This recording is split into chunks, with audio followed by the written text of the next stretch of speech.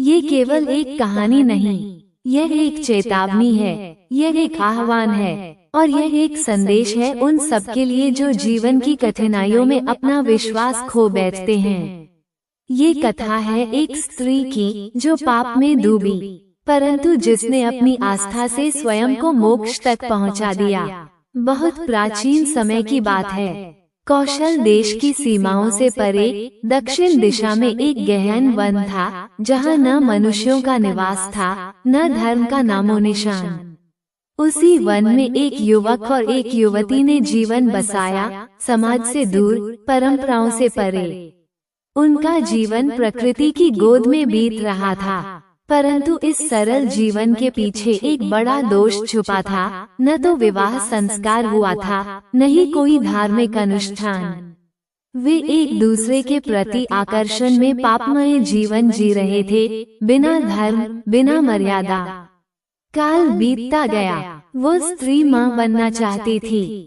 उसने अपने पुरुष को भी समझाया और दोनों ने वहीं एक कुटिया बनाई, जीवन को फिर से धर्म के पथ पर मोड़ने का संकल्प लिया।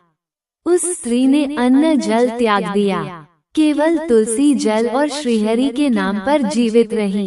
वो प्रतिदिन भगवान विष्णु की पूजा करती, लक्ष्मी जी की मूर्ति बनाकर माँ की तरह उन्हें सजाती और आर्त स्वर में प्रार्थना करती, हे श्रीहरि, मेरी कोख सूनी है पर मेरा मन भरा हुआ है आपके नाम से।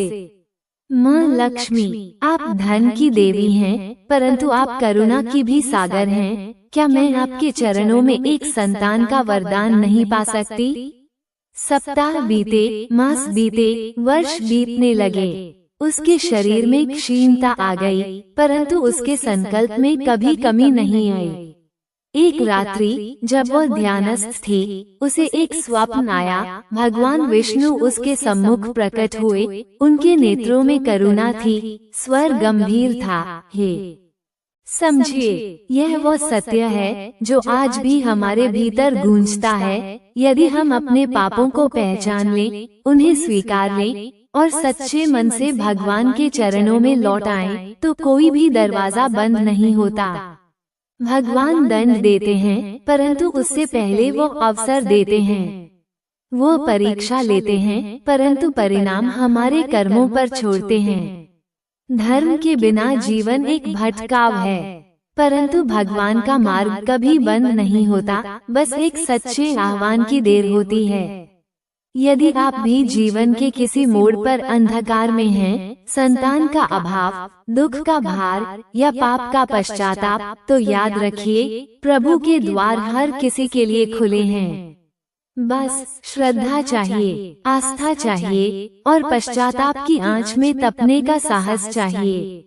वो स्त्री आज देवी तुल्य है, उसकी संतान ऋषि बनी और उसका जीवन एक अमित संदेश छोड़ गया कि पाप कितना भी बड़ा हो, यदि लक्ष्मी और नारायण की कृपा हो जाए तो जीवन फिर से संवर सकता है। जय लक्ष्मी नारायण, जय श्रीहरि।